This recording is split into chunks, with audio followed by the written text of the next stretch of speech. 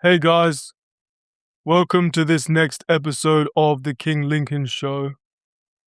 You might remember in the last episode, I was telling you about my adventures living in a yoga ashram in Australia. And I'm gonna keep telling you about my adventures there and how it was and what happened, etc. And then I'm gonna tell you about how I moved from there and I lived in a Buddhist monastery. So I lived in the yoga ashram for a year and a half, and then I lived in the Buddhist monastery for 5 months, or almost half a year. So, yeah, you probably remember if you listened to the last episode, a lot of the stuff that happened at the yoga center. But, yeah, I worked a lot in the kitchen when I was there because I didn't know what to put for my interests on my application form. So one of the things I put was vegetarian cooking. I was just making shit up. So yeah, they read that and they put me in the kitchen quite a lot. And yeah, I guess I kind of was interested in that and I wanted to learn how to cook and stuff. And I did learn a bit, but I wasn't that great at it. But some people said I was great. They're like, "Oh, it's so impressive and stuff." But really, when I look back on it, nothing I did was impressive. Usually what we would do, it would be there was a full-on kitchen, obviously, for the yoga center, the ashram. And usually create like big create, we'd make big pots of curry and then do a big pot of rice and then maybe do one or two other things, like one or two vegetable things or something. And then we'd just serve it out of a window, like everyone would get a plate of it. And yeah, it was all vegetarian. So we had cheese and yogurt and milk, but yeah, no, do we have, I can't remember if we had eggs or not. Maybe, yeah, we had eggs, but yeah, no meat. So it was lacto ovo vegetarian. And yeah. And we used to make our own toasted muesli and stuff like that. We made our own sourdough bread, we had our own sourdough starters and we made fresh bread. We made banana bread and stuff like that. And yeah, I did learn some cooking stuff. It was kind of cool. But one time I tried to make this I made this soup and I tried to make this kind of flatbread, Indian kind of style, flatbread to go with it. But I fucked the whole thing up and what I ended up making were rectangular rocks. That's basically what it was. It was this inedible rock fucking attempt at bread. And it was just fucking awful. And I'm pretty sure I didn't have any more time, so I just had to serve it. And everyone had a bowl of soup and this fucking oblong rectangular rock. They're like, what the fuck are we supposed to do with this? You could knock someone out with this. So that was kind of embarrassing. And yeah, I just felt I wanted to fucking run and hide. And another time I burned some potatoes, so that wasn't that bad. It was just a huge pot of potatoes, a potato. They called it sabji, which just means a vegetable dish. So it was potato sabji.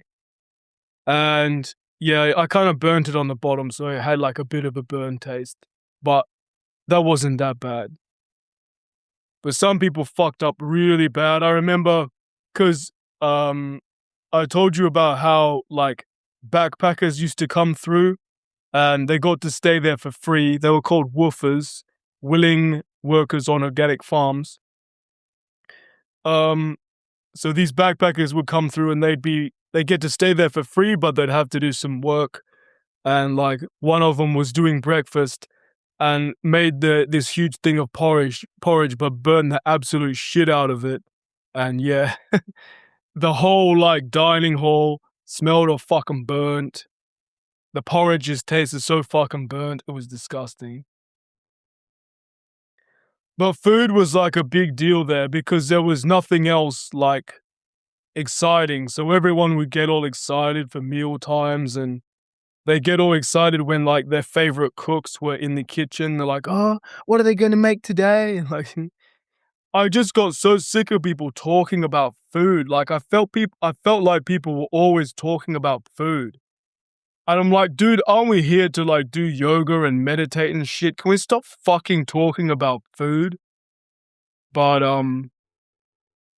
I did actually say that a few times without the swear words, but I tried to not be a fucking cunt too much. But yeah, I definitely did think that.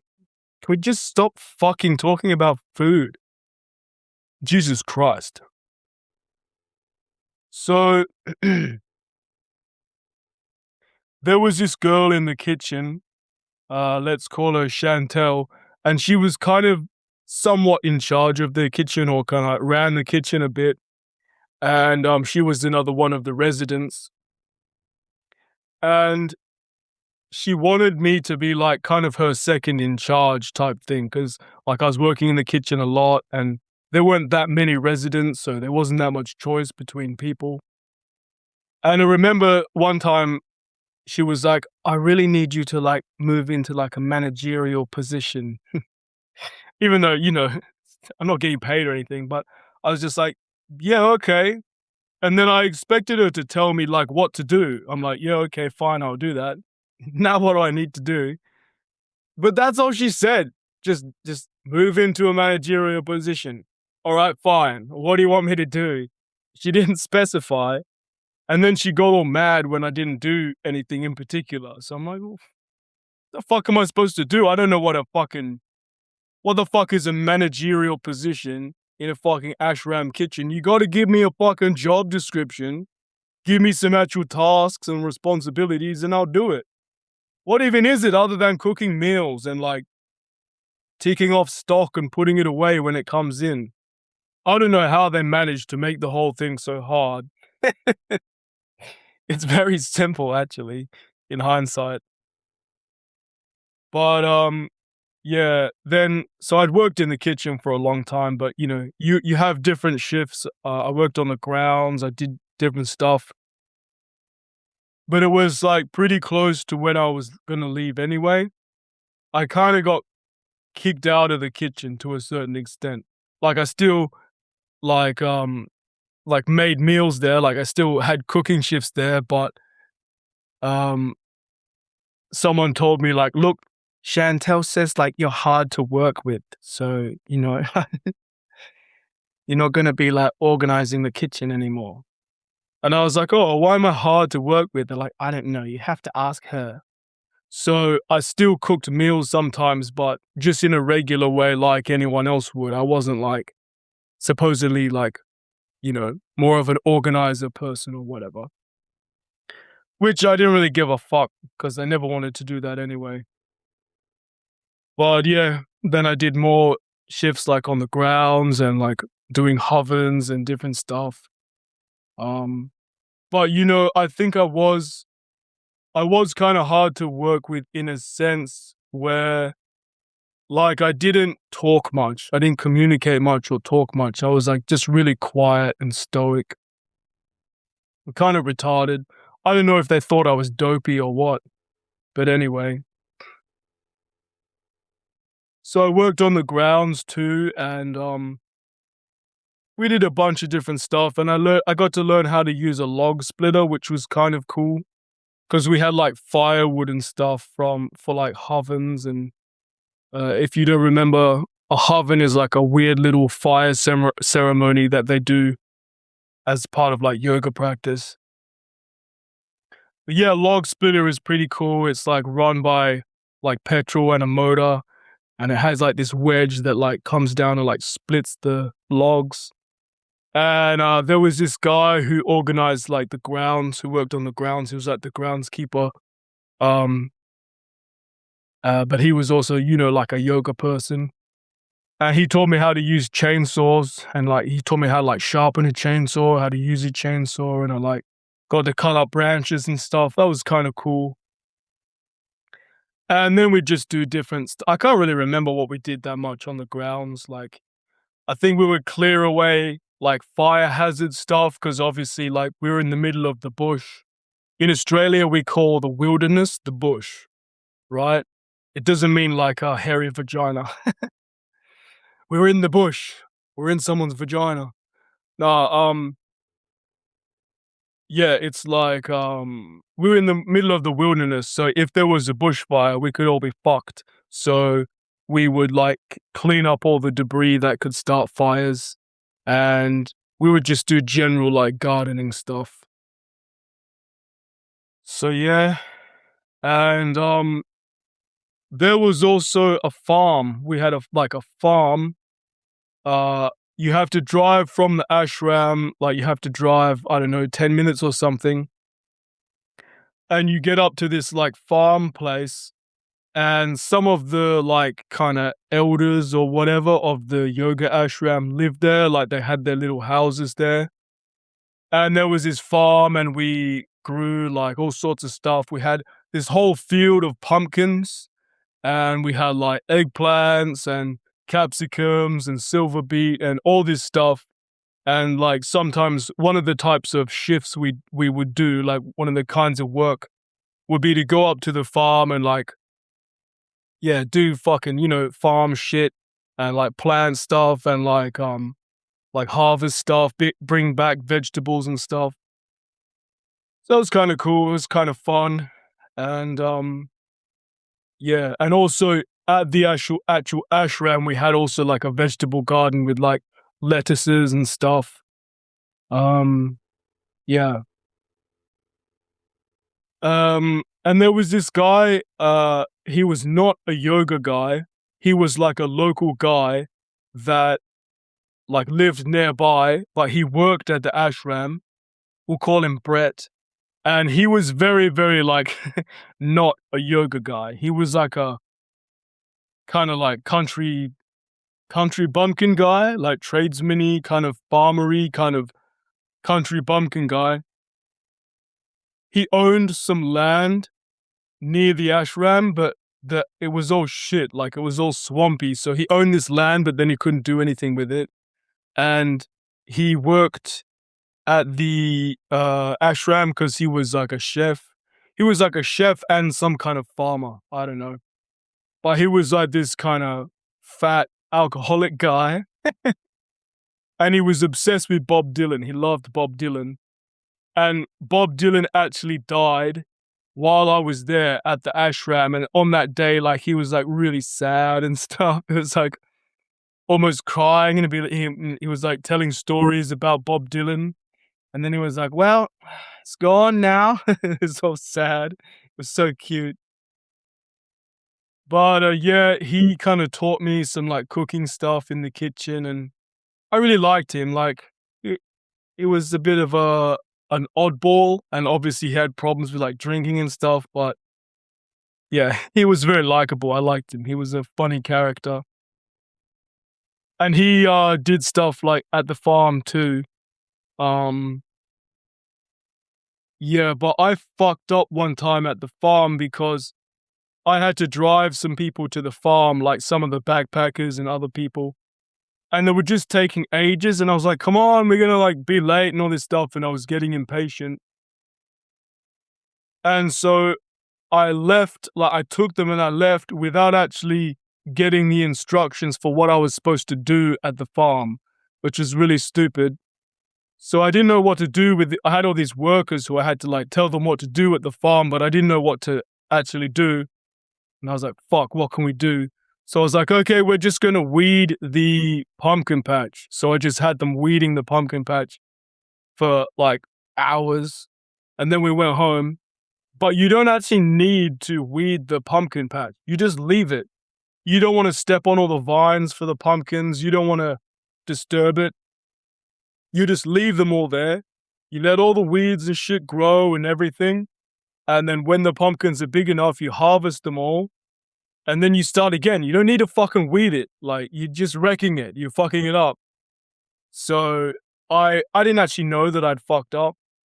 But then another time when I was driving with Brett, and he was like, "So are you going up to the farm, or you're not going up there anymore?" Like, he said it in a kind of a weird way, and I was like, "No, I still go up there."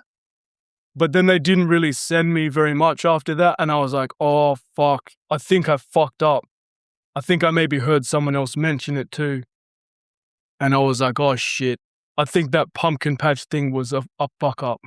I think I wasn't supposed to do that." So yeah, you know, I fucked up a bunch of things, but yeah. But yeah, that Brett guy, he was funny, and I can't remember why. Like, sometimes we had to do shopping trips and stuff, but other than that, like, I hardly ever left the ashram, and pretty much, like, no one really left the ashram very much. But I can't remember what we needed to do, but we needed to drive, like, to the city and, like, do a bunch of stuff and then come back. Like, we had to be out all day. And it was me and Brett for some reason. And yeah, we had this long conversation because we were just in the car, like, by ourselves for ages, and we, like, talked about everything, like, had this big, long conversation. I can't really remember what we talked about, just everything. And, yeah, it was near Christmas, and it was like, afterwards, he, like, shook my hand and was like, "Well, Merry Christmas, mate. It was good to chat to you." Some shit like that. It was so cute. And I was like, "Yeah, man." Like, I really liked him. But yeah, like, he was trying to quit drinking, but then we were on the way back, and he was like, "Oh, I just got to make a stop." And he got this whole slab of beer, and he got back in. He was like, "Ah, yeah, there we go." I was like, "Oh no, naughty, naughty. Thought you were trying to quit." And he was just like, "Ah, ah." So yeah, he was funny. And like, I remember one time he showed up at the farm, like, to organize all the backpackers and the work, and he stank of alcohol. He, like, stank of beer. And I was like, "Dude, you fucking stink." I'm not sure if I said anything, but yeah. And I think he'd had gout. He had gout a bunch of times too, so yeah.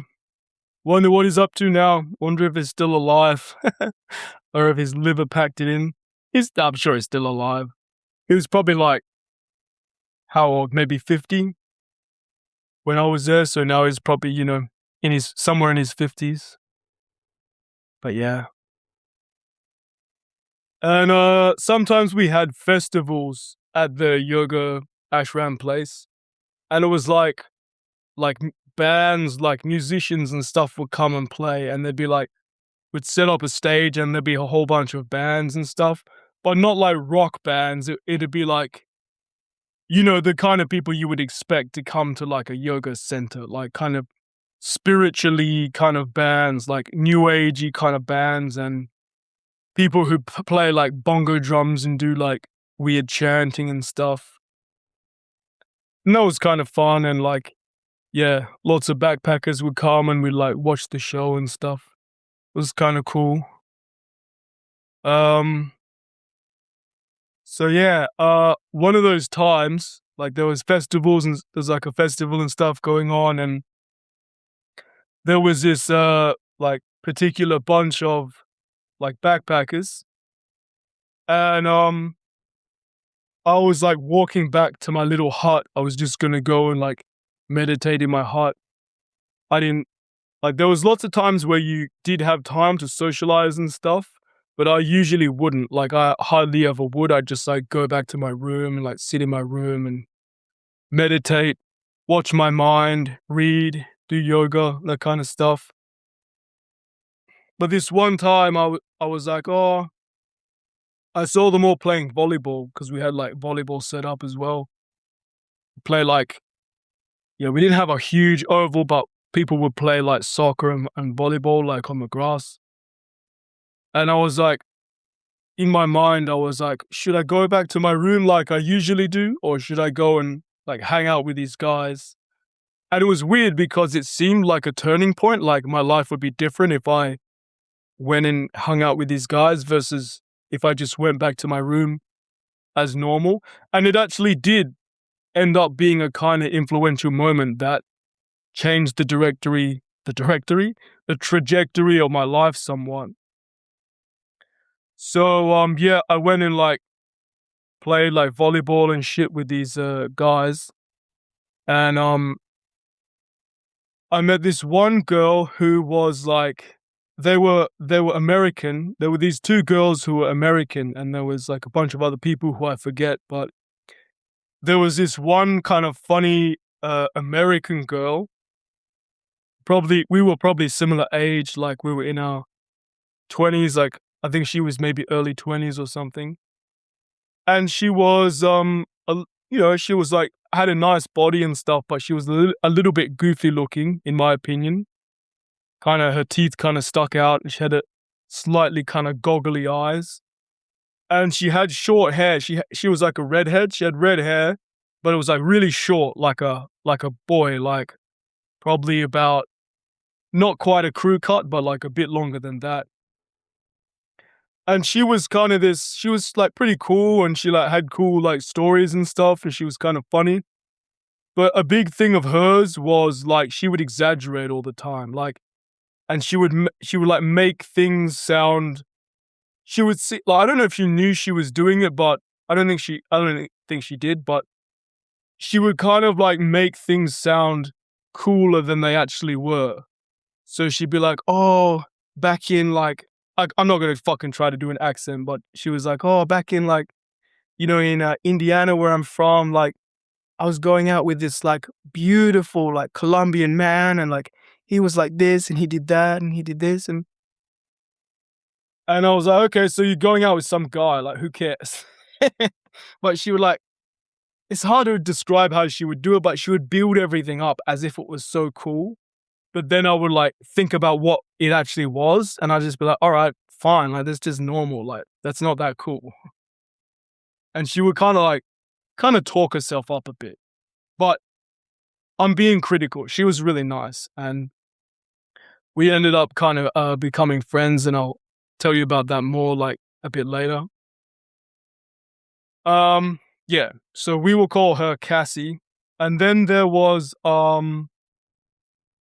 another girl who was like her best friend, and they were both from America, like Indiana or some shit like that. And yeah, her friend who we'll call Lucy was like really, really beautiful. Like still to this day, one of the most beautiful girls I've seen like in real life, and just like generally like super beautiful. And just her face was like, she just had the prettiest face. Like her face, I don't know how to describe like a beautiful face, like, but it was just perfect. I just saw her face and I was like, "Oh my God, you're so beautiful." Um, she was like kind of shorter than her friend a bit. She had like light brown hair, and she just had the most beautiful face. And yeah, her friend was a bit taller and thinner, and she was kind of just a normal build, but like a slightly curvier build than her friend. And she was just beautiful. Like she was so beautiful. I loved her accent. Oh man, like yeah, I was just so smitten. I was like, "Oh my God." Um, but she didn't particularly like me, like, any more than a friend or whatever. And like my social skills and stuff weren't good at that time. And like, yeah, I don't know. I wish she liked me, but she didn't really, she liked me in a friendly way, and that was it. And I didn't know how to like flirt with her or get her to like me or anything. And yeah, I was all retarded. All I was good at was like meditating and like sitting, watching my mind and stuff. I wasn't good at getting girls and stuff. And for the vast majority of that time, except for, the few moments that I've described to you, I was not thinking about like girls and sex or anything. I was like totally like abstinent. I wasn't even like jacking off. I wasn't even thinking about girls or anything. Like I had no computer. I didn't watch porn. I didn't do any of that. I was almost like a monk basically, except for these few times when like, yeah, some really pretty girl would randomly come there as like a backpacker or some shit.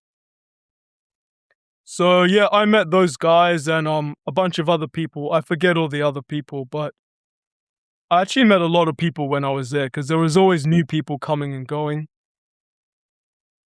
But yeah, so I met Cassie and her friend Lucy, let's call her, and yeah, I kind of started hanging out with them a bit. Then this other guy came, and I was actually the one who came and picked him up because when people come to the ashram, there's like I think they take a bus, like you have to take a bus through the wilderness, kind of the bush, and then they stop. The bus stops like at this certain road, and then one of our cars has to come and pick them up and like take them back to the actual ashram. And I picked this guy up, and I think some other people were in the car with me. And this guy, we'll call him John. He also became my friend, and he was so fucking cool. Like he was one of the coolest fucking people I've ever met. He was really tall, like really tall and lanky. And he had this wild hair, like uh kind of like Sideshow Bob, Sideshow Bob from The Simpsons. Not quite that exaggerated, but he had this like kind of mop of hair that went everywhere and it was like all curly.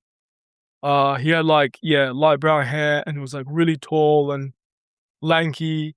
And he did different stuff with his facial hair, like at different times, but he usually had kind of a little like scraggly beard.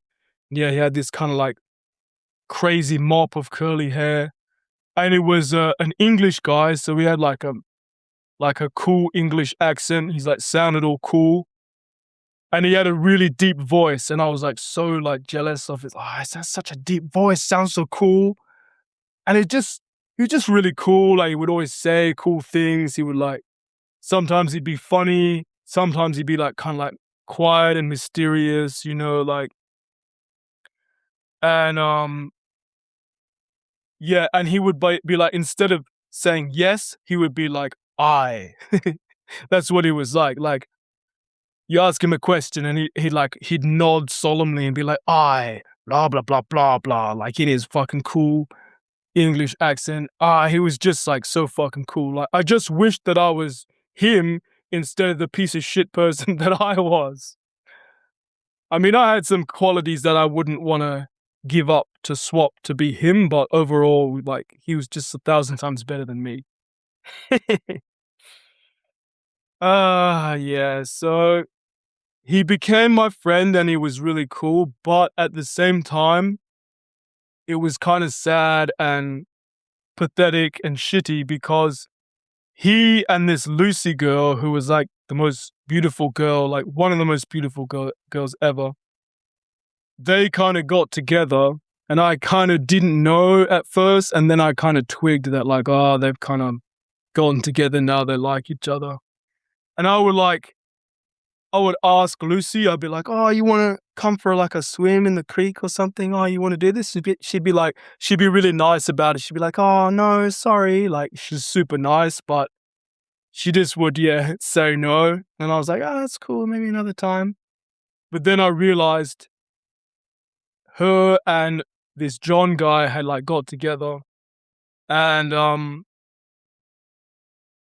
like, also in the ashram, if you walk up, like there's this place where you kind of like walk up this hill where it's all rocky and you kind of have to clamber up.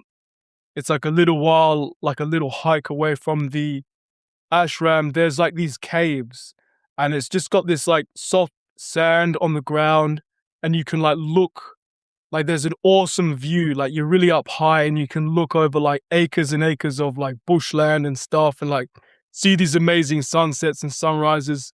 And there's kind of like caves like that kind of shelter you and you can go up there and like sometimes people would sleep up there or people would just go up there and hang out.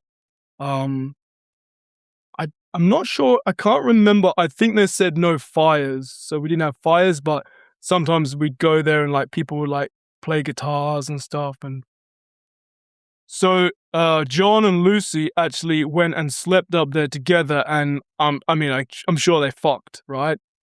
So they fucked each other, and I didn't know about this until later. But then they were kind of became an item, and it was so. It's just another fucking L. Like, how many L's can I possibly take in my one lifetime? But yeah, I really liked this girl. I was like, I didn't really like her, like super like her, like in an emotional way. I just thought, oh my God, this is the prettiest girl ever. But yeah, then this guy who was 1,000 times cooler than me came and like, they became an item, and that, all happened right in front of me. And I was like, ah, fuck. And guess what? It's more to the story, but they eventually got married. And I'm sure they're still married, like, to this day. Like, it's just so fucking sad and shit. On my end, it's like, wow, what a pretty girl. Oh, look at this cool guy. Oh, fuck, they're fucking each other. Oh, fuck, now they're together. Oh my God, they're married. Well, okay, I guess I'll just go kill myself. Uh, just another fucking L for Lincoln. L for Lincoln, it's just thousands and thousands of L's that I've taken in my lifetime. But anyway, so yeah, I became friends with those guys, and I kind of kept in contact with them. Like, they eventually, like, they left the ashram and did some other stuff, but then I think they came back, or at least Cassie came back like one or more other times, and I hung out with them more and stuff. But yeah, they factor into the story again later on, because I saw him again later on. But yeah. Another thing that happened was there was this like random room like underneath the dorms, and I can't remember how or why, but for some reason someone put a boxing bag, like a punching bag there, and me and this one other guy who was there at the time, I forget his name, let's just call him Darren. We would go in there and we would just like beat the crap out of the boxing bag. And I had no idea how to fight or anything at that time, but it was just a really fun thing. And it just let us kind of, I guess, blow off steam or something. And he was probably like 40 or something, but he was a really weird guy. He acted a lot younger, but anyway, he had a lot of martial arts experience. Like, he just done lots of like classes and stuff. And yeah, he would like kind of teach me some of this shit, and I would like try it out on the bag. I was really crap at kicking. I would try to kick, but I didn't know how you're supposed to turn your hips over and stuff. So I'd mainly box the bag. But that was kind of fun. And I kind of taught myself how to like punch and stuff. It would be an exaggeration to say I taught myself how to fight or anything, because it was just hitting the bag, but it was kind of fun. And sometimes people would be like, oh, can you teach me?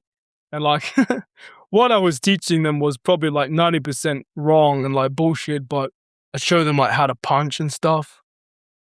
And yeah. That French girl who I told you about last time, who really liked me, one of the reasons she liked me was because some creepy guy was kind of following her around and being like, oh, you look sexy, like you look sexy in your boots and stuff like that, because she would wear these like big boots. And I was kind of like, oh, don't worry, like I'll keep him away from you type thing. And like she knew about me like beating the crap out of the bag, so I was kind of like, yeah, she thought I was the full-on boxer, and I was like her protector. It's kind of funny. But yeah, I mean, if I needed to, I could have punched that guy pretty hard, because I'd been practicing a lot of punching. But yeah. And also that girl who I was supposed to fuck, that German girl, who I was oblivious and didn't end up fucking. She got me to like teach her a bit of boxing too. Just my crappy self-taught boxing that I learned or I taught myself. But yeah, this Darren guy, he kind of showed me some martial arts stuff, just some different moves on the bag and shit. And but he was a bit of a weird guy because he became my friend too, but also he was weird. He would like follow me around and like I'd just be by myself, then suddenly he was there and I'd be like, ah, when did you get here? He was like, hi. And yeah, he was a kind of like morose looking kind of thin, like 40-year-old guy. He came there with his mom and his mom was like a full on hippie. He was really weird. But then it was annoying because I wanted to go on the bag and I would go down there and be like, yeah, I'm gonna do a bag workout. I'm gonna punch the bag. But I would start and then he would like, I guess he would hear it or something and then he'd come and like join in, but then he'd kind of take over. And I was like, all right, you just fuck off so I can have a shot? And yeah. Now I remember after I left the ashram, one of the backpacker people who I like saw them again and they were like, oh yeah, that Darren guy, he like kept following me around and like even when I would have a shower, he would like wait outside the showers and stuff, wait for me and be like, hi, like it was real weird and creepy. Like he had some weird shit going on with his brain, but yeah. Here's another. This might seem like a small thing to you, but it remains one of the best moments of my entire life, like to this day. I told you about how we would have like, it was called kirtan, and it was basically like a kind of sing-along. It was, like we'd go into this, like we had this kind of hall and we would all like, everyone would like play instruments and sing songs and stuff. And I really hated it because I was there to like be alone and meditate, but then we did all this fucking gay singing and shit. And I also hated it when there was like kids running around, like families would come and like do retreats and stuff. And there'd be kids running around the ashram. And I was like, damn it. I want this to be like a meditation center, not a fucking play group, not a fucking like, what are those places called? Like a daycare center. And I remember there was this one kid who was always fucking running around and like screeching and making noise. I fucking hated him. But one time we were like, we were doing that sing-along thing. So we're in that like room, like that hall thing. It wasn't a huge hall. It was just like a big carpeted room. And he was like running to come into the room. And there was like a glass sliding door, like that is the entrance to the room. And he was like screaming like, ah! Like kids do, this fucking annoying, fucking loud kid. He was running as fast as he could. And he didn't realize that the glass sliding door that was really clean was closed. And he just like went bang, like straight into the fucking door, smacked his head and kind of like went upwards and then like boom, like landed on his back. And I know that like this is really bad and I shouldn't think this or whatever, but I was just like, yes, finally some justice in life. This fucking piece of shit little fucking turd, always making my life miserable, making so much noise and running around and being such a little shit. The very behaviors that make him annoying got him fucking knocked unconscious. Now, I don't know if it was knocked unconscious, but he would have had a fucking big bruise on his head. I can remember it so clearly how he just like smacked into the glass, like right in his forehead, boom, and just went like onto the ground. Oh, it was so fucking good. Just sometimes I think about that and just like smile. It just gives me a bit of joy. Ah. Most of like the best moments in my life that I really remember and be like, oh yeah, that was like an actual really good moment are just like coming in someone. I'm just being honest. Like, I know I'm supposed to say like it was I don't know what you're supposed to say. It was like graduating from school or, meeting the love of your life or some shit, or doing some achievement. Mine is coming in people. Like, oh, I remember when I fucked that girl and I came in her. That was so awesome. Those are the best moments of my life. But that kid running into that fucking door, that's up there as well. That's also one of the best moments of my life. It's like the only like official best moment of my life that wasn't coming in someone. Is that kid getting knocked out. Ah, so bad. Anyway. So yeah, anyway, um, like I said, when I first got to the ashram, like my anxiety and like mental problems and stuff were like still decently bad. But over that like year and a half or whatever, like that I was there, doing all the meditation and yoga and stuff, I feel like they got like quite a lot better.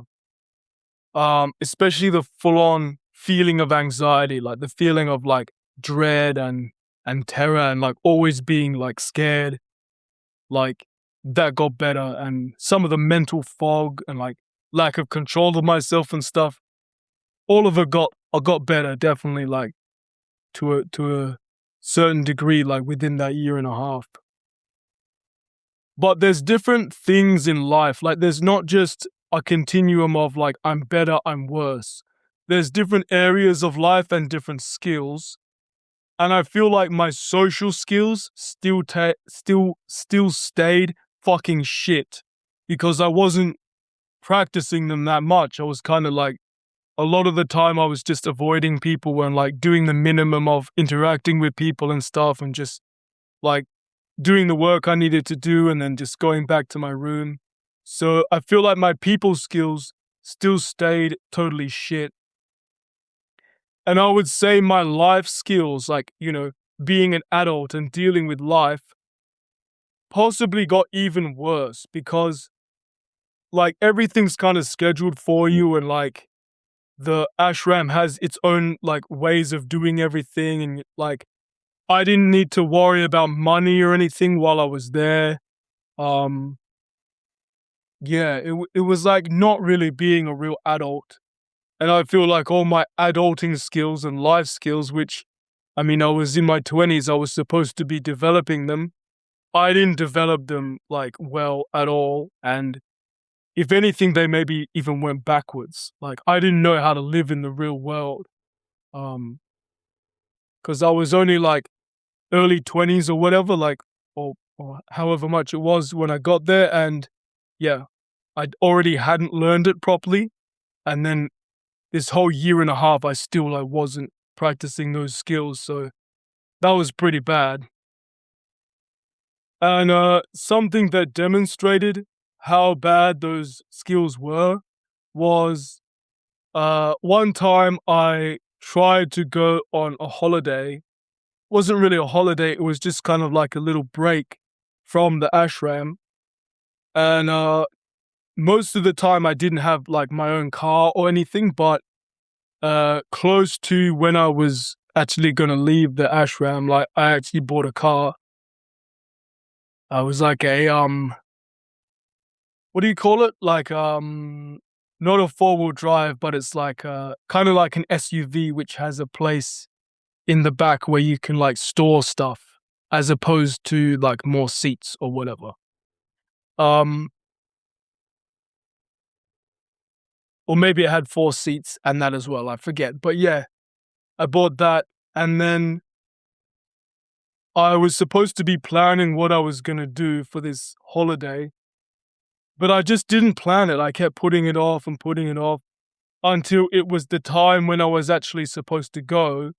And I literally just like took some of my stuff and just drove my car in a random direction. I mean, there's basically 2 directions you can go from the road from the ashram. I just drove and didn't know what I was doing or where I was staying or anything.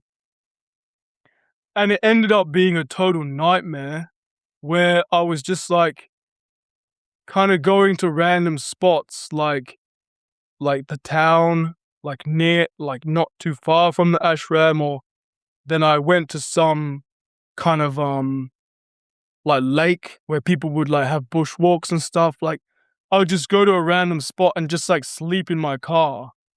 And I didn't have anything to like cook with or anything, and I didn't have that much money, so I'd just buy like crappy stuff. Like I'd buy like wheat bix and like milk powder because I mean I didn't have a fridge or anything. I was just in my car, and then I'd buy like milk powder because I couldn't have milk, and then I would like try to make it with water and make cereal, and it just really sucked. And I would just make like crappy sandwiches, and I was just in a random shitty town, like near the ashram or like at a random lake or park. And I had nothing to do. It wasn't fun at all. Like it was stupid. I should have organized a proper trip, like gone to a city or like somewhere cool and like done something. But I was just an idiot. Like I had no life skills. Like I didn't have those proper like organizational skills or anything. And I didn't have many like contacts or like, you know, people I knew or anything. Like it was just shit. And the whole thing turned into a nightmare where I was like, I couldn't sleep. I was really uncomfortable. I was bored. I didn't know what to do all day. But I couldn't really go back to the ashram and be like, oh, this holiday sucks. Like that would, I don't know. I guess I could have, but that'd just be uncomfortable. So it was just shit. And I was like, that trip, I can't remember how long it was, but it really made me realize like, wow, you are really not in good shape in terms of like adult skills and life skills. Like, even though you're not as anxious and stuff as you used to be, you're still fucking retarded. Like, just being a fucking idiot is different to being anxious and stuff, and you're still a fucking idiot. Like, you have terrible thinking skills, like decision making skills, life skills, whatever you want to call them, and you just are kind of a bit retarded. And that trip really made me realize that. And yeah, there was another time where um sometimes we had to do shopping trips and like buy stuff from like in the town that's like not too far from the ashram. You know, stuff that we couldn't get delivered. And I remember it was me and another girl resident. We went one time and I lost the like credit card thing that we're supposed to be using. And I was all like panicking, being like, oh no, what did I do with it? And I must have dropped it or something. And someone like at the supermarket like found it and like, yeah, we like asked them and they returned it to us. I was like, oh, thank fuck. And like people heard about that and were like, what the fuck? And another thing I did like at around the same time was um I was like driving one of the cars somewhere, but there was all this stuff on top of the car that someone had like put, you know, they put it on top of the car and they were gonna like put it inside the car or whatever. And I drove away with all this stuff on the top of the car. And one of the like this one girl resident who was there was like making fun of me and like kind of her idea of me was kind of got worse, like seeing those two things in a row. She was like, I think you're doing too much meditation practice or something. But that was her nice way of being like, I'm starting to think you're fucking retarded. So yeah. Maybe I did a bunch of cool stuff there too. Maybe I was awesome as well, but I don't know. I just remember all the bad times and the embarrassing times. Like that's what my mind seems to retain. Or maybe there is nothing good to tell. I'm just an idiot and everything I do is just fucking retarded. And all my experiences are bad. Another thing we did at the ashram, which is a part of yoga that people don't typically think about when they think of yoga, is we did some kind of like cleansing practices. And I think these are actually really good. And I might do these again sometime now that I think of it. But One of them, the most simple one, is called Jala Neti, I think it's called. And basically what it is you have this little pot of like warm salty water, and you just like the is like a little teapot, and the spout of the teapot, you stick it in one nostril, and then you tip your head, and the water actually goes through your nasal passage and comes out the other nostril. And then you do it in the opposite nostril and like filter it through your nasal passage the other way. And it cleans out your nasal passages. And it's actually really good. I'll probably tell you more about this like in more detail later, but it just like cleans out the nasal passage, and it makes you feel like really kind of clear, and it helps you to breathe deeper and stuff. It's really good. And then there's another one called Sutra Neti, and Sutra kind of means string or something. And the traditional way they did it was with like some twine that was covered in like beeswax or something. And someone who'd actually done it with that says it hurts like hell. Like it does clean you out, but it fucking hurts like hell.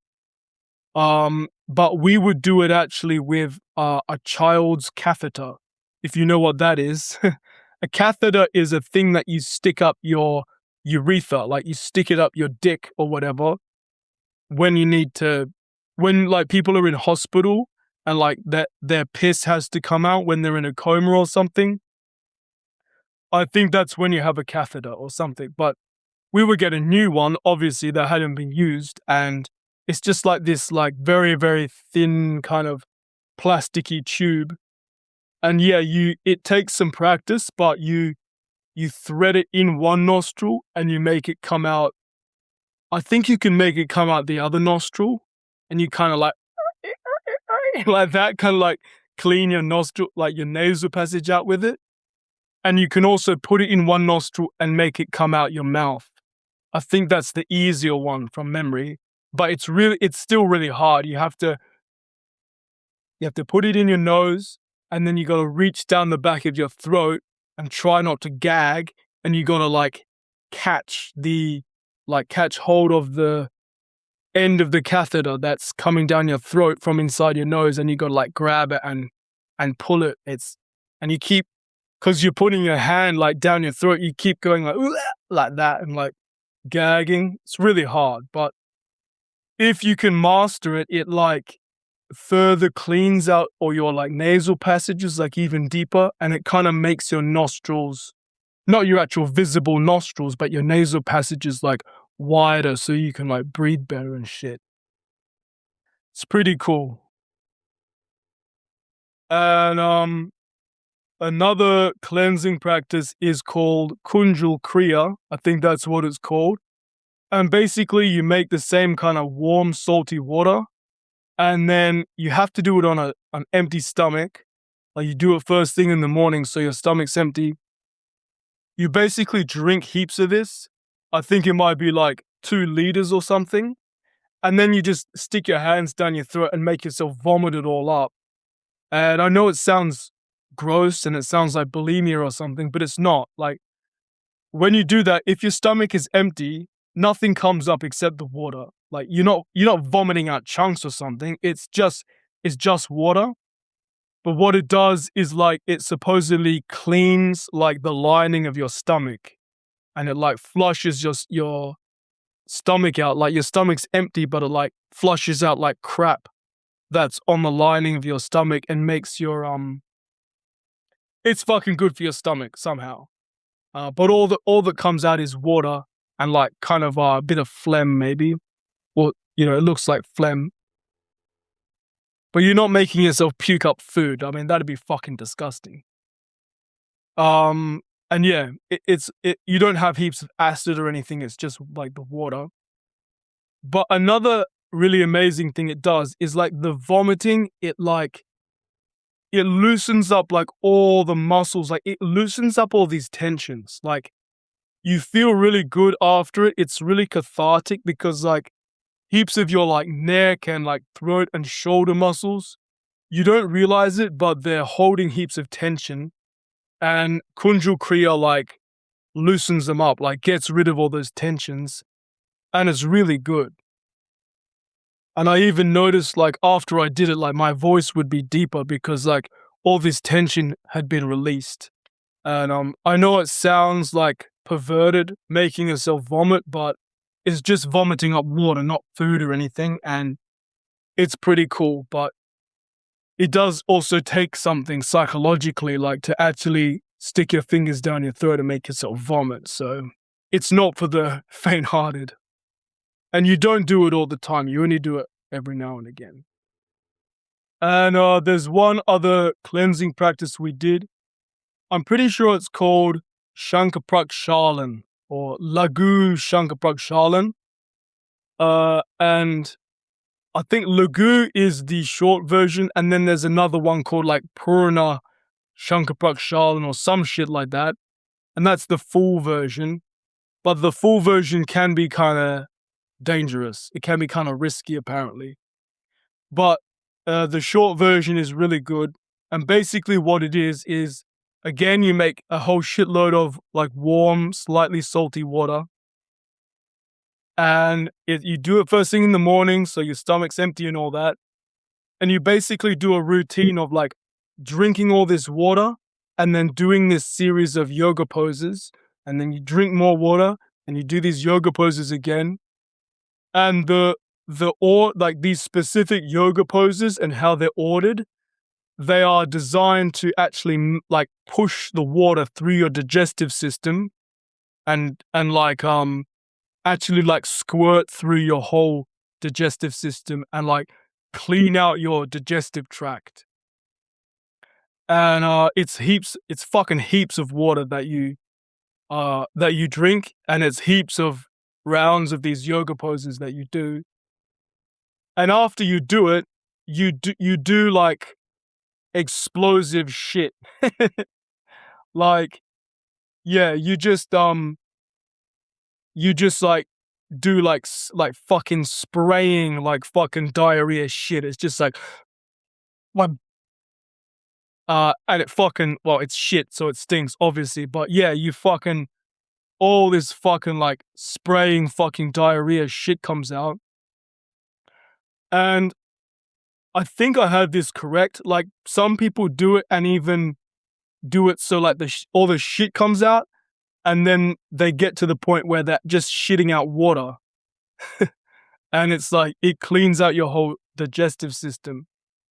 And I know it sounds fucked up and I know it sounds weird, but after you do that, like after you've kind of recovered from it, because it's kind of tiring and shit, you can eat normally, like, you know, a while afterwards and everything. You can go and have a normal day, but you just kind of need a bit of a rest. But after you do that, you feel fucking amazing.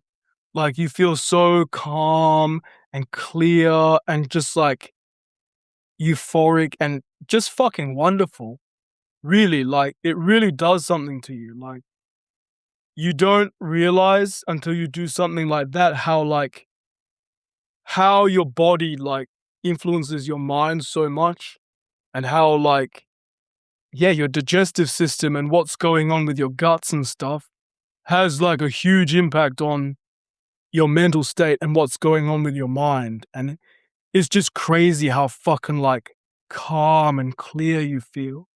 And I bet you it's super good for your health too.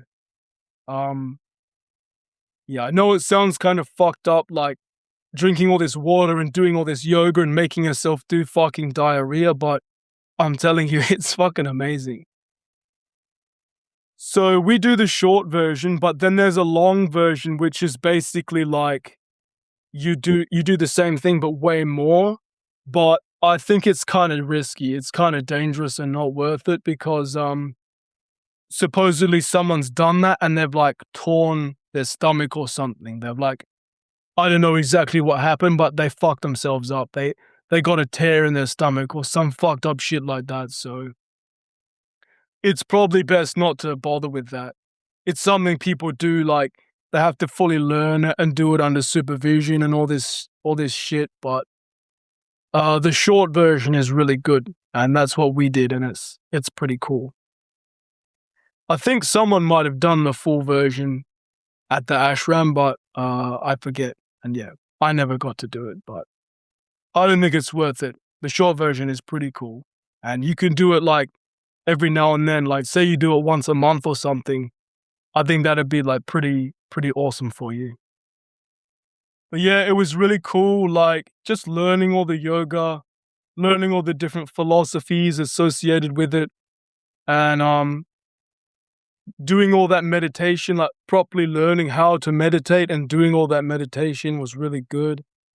Um, I would regularly like I didn't get really to the point where I would do super long meditations, but I'd very frequently like meditate for like half an hour, like twice a day, things like that.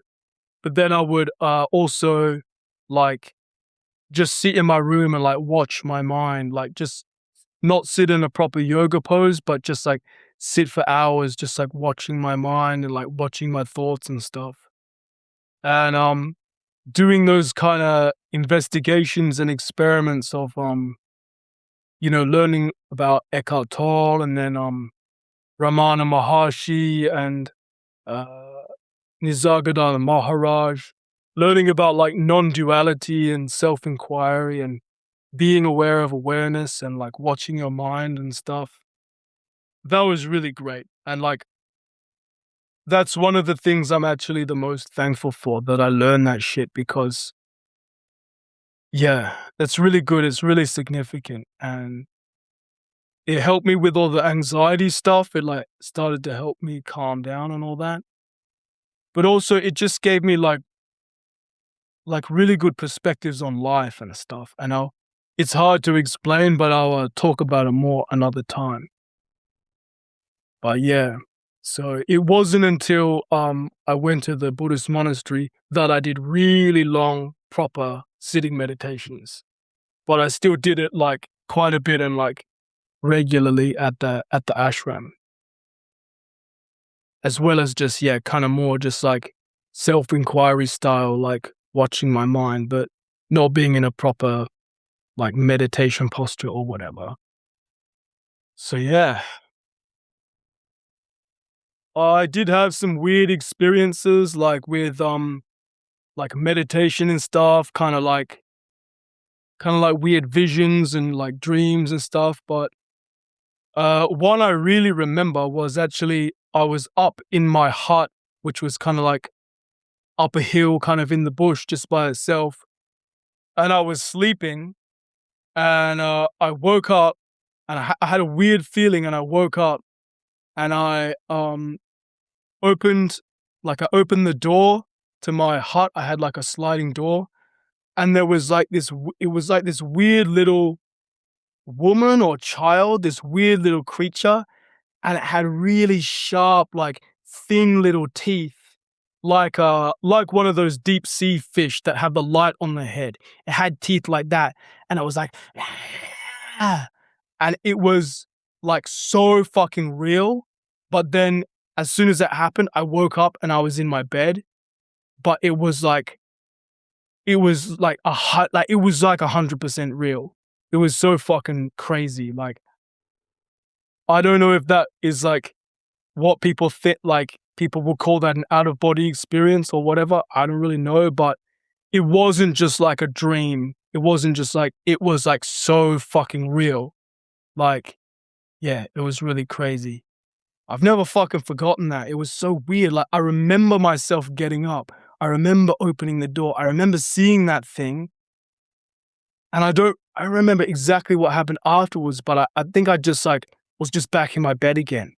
And I was just like, what the fuck was that? But yeah, that was kind of memorable. And those fucking thin teeth are scary, but yeah. I had a bunch of weird experiences and stuff like that. I think that happens when you do heaps of meditation and stuff. But uh funny thing that happened, I learned some stuff way later, like years later, after I left the ashram, like years later. So I'll kind of tell you the whole proper story. I didn't know this for ages and ages, but there was actually a scandal with this yoga ashram and this yoga center. And it was that, like, the whole thing used to be way bigger and there were way more people and stuff. But heaps of them left and it became like a lot smaller and it got heaps of bad press, which I like didn't really know about, but I think it was even in the news and everything, but it was like ages ago. So there was this one guy who was not quite like a pedophile, I don't think, but he was like a sex offender. He was like, I think he was the guy who was in charge of the whole Australia part of this yoga tradition. But I think what he did was actually maybe he was a full pedo. It's hard to remember, but I think he had sex with underage girls and maybe he diddled some kids too. But yeah, people found out about it. It was this whole big scandal. Like, this type of stuff always happens with like these kind of cultish kind of things, or like, obviously like the Catholic Church and stuff like that. Anywhere where there's like adults with like too much power and then there's like kids and young people everywhere. Fucking happens all the time. But yeah, so I think he diddled some kids and like fucked some young girls or something. And people found out about it. It was a big scandal. It was in the news. And then there was a mass exodus. Like, most people like left this whole yoga thing, and the yoga ashrams and stuff like got way smaller and all this type of shit. But the actual fucking guru guy, that is like, the guy who invented this whole yoga tradition and all that. The thing is, he didn't really address it. Like, he didn't condemn the guy or like address it properly or anything. He just kind of said, well, it's between that guy and the Australian people. Like, he kind of said that it was nothing to do with him in a certain way. And like, I think people disliked that like even more. He's like, he didn't deal with it properly type thing. Yeah. And he had, like that guy who invented this yoga tradition, he had like a protege, but it was a bit weird because his protege was really young, like got taken away from his mom when he was like 4 or 5 years old and went to live with this like guru guy in his ashram, and it was all a little bit weird. But while I was staying at the ashram, there was some kind of meeting and with like all the residents and stuff. And like they talked about it and stuff. I can't remember why, but yeah, that's when I found out about it. And like one or two people who were still at the ashram were actually there when it happened, which was like, I think it was like a decade ago or something at that time, like ages ago. And like apparently they knew about like kids getting diddled or whatever, but they didn't do anything. And like, I remember this one lady was like getting really angry, like, well, you knew that kids were getting diddled and you didn't do anything? Like, it was really weird, but I don't know all the fucking psychology of cults and, how that shit happens, but it was kind of like a cult, kind of more in those days, like more so than when I was there. But even when I was there, it was kind of cult-like to a certain extent. But yeah, so that was a weird meeting. And also I remember at that meeting, another issue they brought up was like, oh, some of the like backpackers and people that come here are uncomfortable because the residents are hitting on them. And I was like, oh, that could have been me because of that one girl who I invited to my room who didn't want to come. But I hope that wasn't about me, but that was very embarrassing. But anyway, years and years later, after I'd left this place, I found out that the actual guru guy, I'm pretty sure this is right, the actual guru guy who is the founder of the tradition and everything, he was also a fucking pedo. I don't know exactly what he did, if he like fucked technically underage girls or if he full on diddled kids and was a full on pedo or what. I didn't bother looking into it, but yeah, I was super not surprised. It finally comes out that there's a lot of evidence that he was a fucking pedo or some kind of sex offender too. And yeah, someone told me that and I was like, yeah, I'm not surprised at all. Cause I was never into the whole yoga tradition and the gurus and stuff. Um, I wanted to do yoga and meditation and I needed a place to live. And that was it. I wasn't into fucking worshipping gurus and stuff. And some people kind of gave me shit for it. I remember this one guy gave me shit being like, oh, you're a resident and you don't, do the guru worship and stuff. And I was like, no, why should I? He's kind of giving me shit for it. But years later, I finally get to say, ha! You fucking idiots who gave me shit about that were worshipping a fucking pedophile. And I refused to do it. So fuck you, you fucking idiots. You worshipped a fucking pedophile. You were bowing and praying and singing songs to a fucking pedo. So you're all fucking idiots.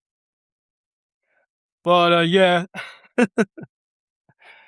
So yeah, I looked into it and apparently the whole place has been shut down now. It doesn't exist. After people found out about the guy being a pedo or sex offender, they all kind of dispersed and like, I don't know what they did. Everyone left and the thing shut down and it got bought by some other thing and like now it's some other totally unrelated retreat center or some shit that has nothing to do with yoga or anything. It's just like a totally different thing. It just got bought out. And yeah, pretty fucked up, but kind of funny. And I remember there was this teacher who I really hated. And she kind of gave me shit because there was some things that we learned that I was kind of questioning, like, well, how do you know this and how do you really know that? And I can't be bothered telling the whole story, but she kind of gave me shit about it in front of everyone without saying she was really talking about me and without addressing me directly. She was like kind of talking shit about me, like in front of everyone. Yeah, it's hard to explain. I can't be fucked telling the whole story, but that lady was like talking about how she met this guru guy for the first time because she was like an old head who had been part of this tradition for a long time. And she was all like, oh, when I first met him, I felt a spiritual force pulling me to him. And I had found what I needed in spiritual life or some shit like that. And I was like, ah, it turns out to be a fucking pedo. You were drawn spiritually to a fucking pedo, you fucking idiot, stupid cow. And you were giving me shit. Fuck you. So, anyway, I'm being mean, but yeah, I thought that was pretty funny and I kind of got revenge for some of that stuff. I kind of got vindication in a way. That's what I'm trying to say. So yeah, pedos and stuff, and now that whole yoga ashram and everything is gone. So when I left, it was a bit of a weird time and decision because my mind still wasn't making like logical decisions exactly. And kind of why I left was like partly because what initially happened was I realized I was just hanging around at the ashram because what I really wanted to do was to like just like have my own job and my own place and just like be on my own and stuff.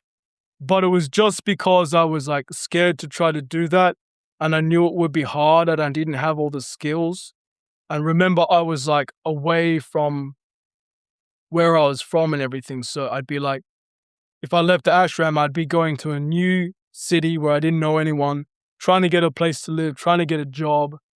That's what I really wanted to do, but I was just like, it felt really hard and I didn't know how to do it. And that's the only reason I was at the ashram was because of that. And I didn't like that fact. So I was like, I should leave then. But in hindsight, that is a really hard thing to do. Like, why would you make yourself randomly do a hard thing like that when you know you don't have all the life skills and adulting skills and stuff? And what fucking kind of job are you going to get and all that kind of stuff? So that's why I decided to leave, and it was a kind of silly thought process. And I've started so many things and not finished them. And I didn't finish that yoga course to qualify to be a yoga teacher. I just left. It was random and stupid. Like, I still wasn't thinking things through properly at that time. So I decided to leave, but I ended up bitching out anyway and not trying to go and like get a job and get my own place in this different state where I'm not from and everything. I ended up figuring out that I could go to a monastery, a Buddhist monastery, which was nearby, and I could go and stay there, and I'd be able to do like way more meditation and stuff, and it would be pretty cool. And I had actually visited there once before actually like deciding to move there. So I was going to tell you about that, the Buddhist monastery this time, but this episode is already pretty long, so I'll tell you about that next time. But yeah, that's a bit about some of my adventures and shit and goings on when I lived at the yoga center. Interesting times, I guess, it was a bit of an adventure and all that. And if I think of some more interesting stories from those times, I'll tell you another time. But yeah. So that's all for this episode. I hope you enjoyed it. Hope you maybe learned something or got something out of it, possibly. Thanks heaps for listening. I super, super appreciate it. And I'll talk to you again next time.